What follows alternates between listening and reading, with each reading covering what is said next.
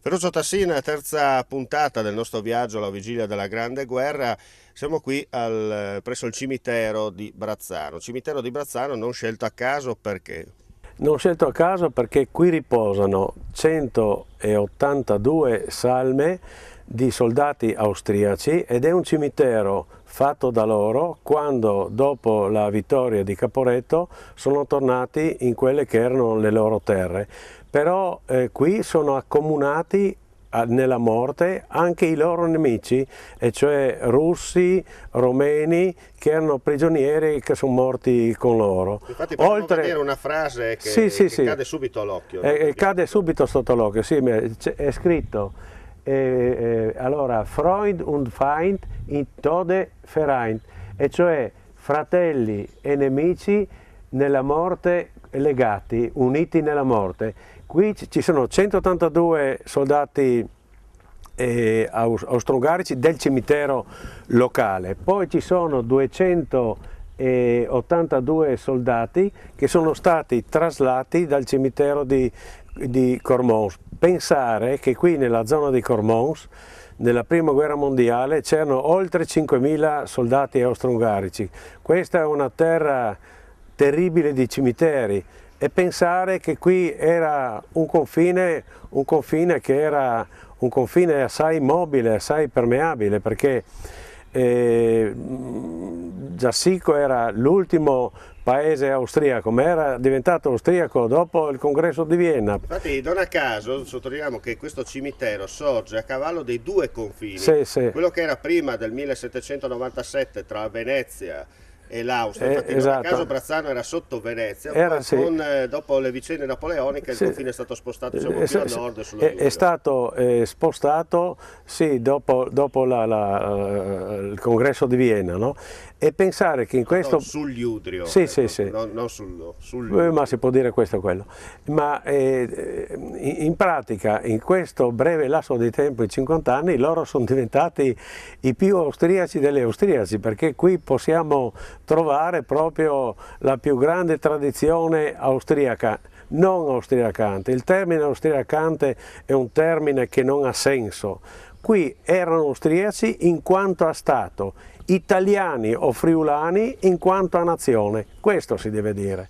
Ecco, quindi e mai si deve dire sotto l'Austria, ma appartenevano all'Austria, è un altro paio di maniche. Era un'etnia largamente minoritaria, quella italiana, ed era ancora più italiana dell'etnia italiana in Italia, perché è facile essere italiani dove ci sono decine di milioni. Qui invece era un'infima minoranza, c'era in Istria, in Trentino e qui, eppure si sono fatti valere. Avevano due deputati di qui, che era Monsignor Faidutti e il professor Bugato, che conosceva tutte le lingue dell'impero. Si è detto per inciso, il professor Bugato, laureato in giurisprudenza. Bene, Bugato era nella commissione bilancio e Faidutti nella commissione agricoltura, due commissioni determinanti per far crescere il territorio, e pensare che qui c'erano 9 osterie, perché era una terra di passaggio. Questo scrive Panzera in un suo libro che ho presentato anni fa.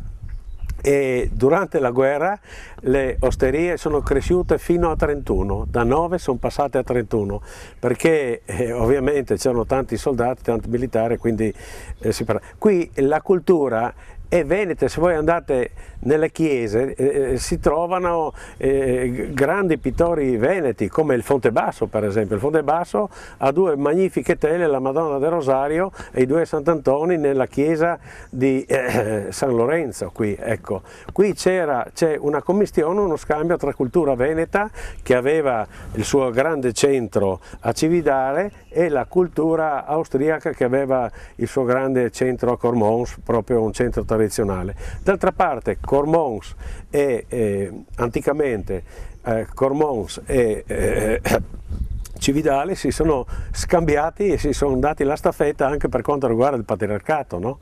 Il patriarcato è stato qui fino all'VIII secolo, per oltre un secolo, e poi è passato a Cividale, da ultimo è passato a Udine, che si è estinto nel 1751, meglio, è stato soppresso. Politiche, ricordiamo. Sì, questioni politiche, però anche pastorali, perché era talmente grande che non poteva essere governato in maniera in maniera opportuna, no? Tanto per dire, dopo il Concilio di Trento, il vescovo avrebbe dovuto visitare tutte le sue parrocchie. Invece, diciamo la verità, molto spesso i patriarchi risiedevano teoricamente a Udine, però se la passavano a Venezia più che altro, e tenevano lì dei vicari generali che andavano a prendere tra i poveri vescovi croati, per esempio, no? Senta, abbiamo visto appunto nelle precedenti puntate, stiamo facendo un po' un riepilogo, no, di quello che è successo, quello che era prima e dopo. Non a caso abbiamo scelto questa location perché fosse uno dei pochi, diciamo così, luoghi sacri dove si vuol ricordare appunto le vittime della prima guerra mondiale in maniera bipartisan.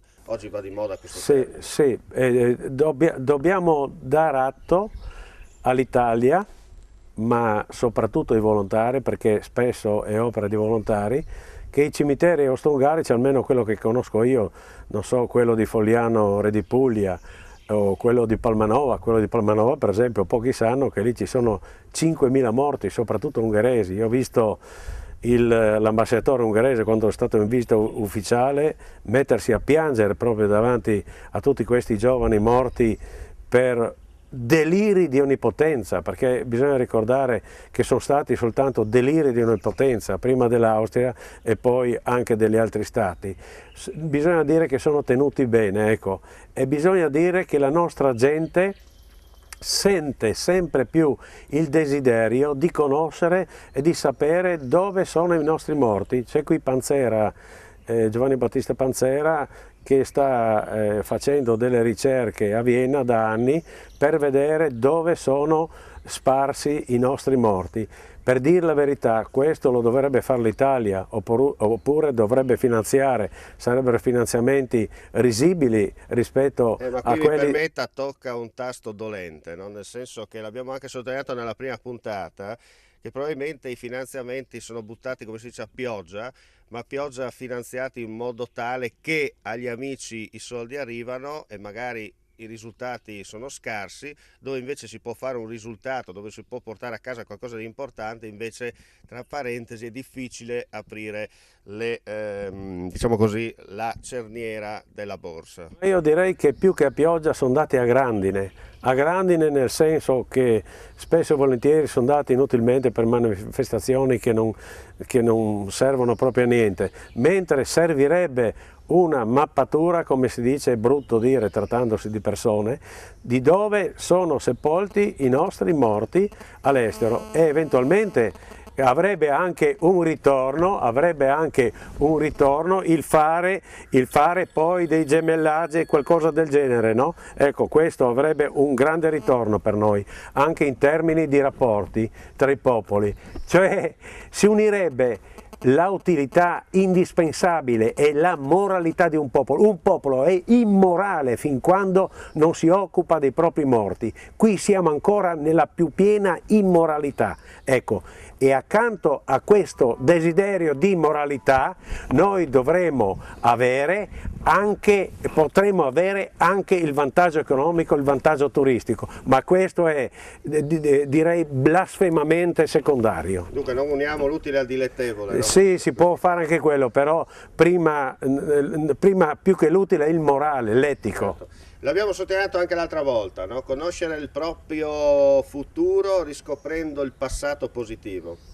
Certo, certo, perché il non conoscere la propria storia è come non conoscere il presente, non si sa il perché si è arrivati nel presente, si vagola nel pressappoco e si compiono sempre gli stessi errori, non che la storia sia maestra di vita, perché purtroppo si tornano a compiere gli stessi errori, però conoscendoli forse almeno qualcuno si può evitare. E magari una visita a questi luoghi sacri per fare, come si dice, memoria per quello che ha sottolineato lei, per il proprio presente. Esatto, memoria del proprio presente, per il sentirsi uomini per chi non ha fede, e per sentirsi davvero cristiani cattolici, cioè universali per chi ci crede.